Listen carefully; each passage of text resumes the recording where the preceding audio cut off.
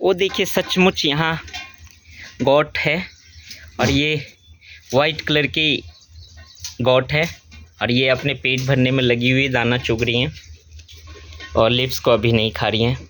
ओ black chat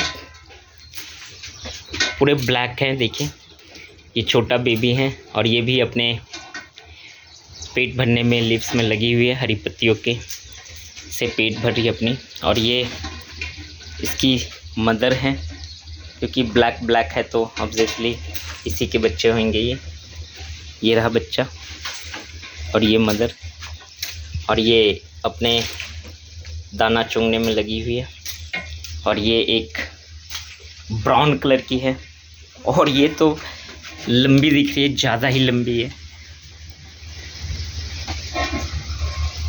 और ये भी अपने पेट भरने में दाना चुगने में लगी हुई है।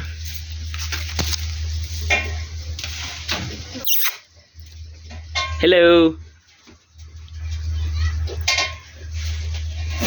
हेलो ब्राउनी,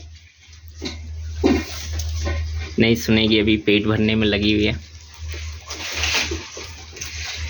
और ये इसकी बेबी है,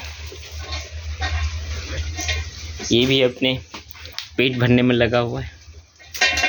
ये मेल बेबी है।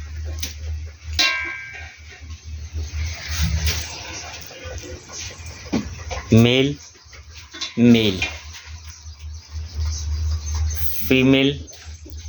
फीमेल और ये भी फीमेल है।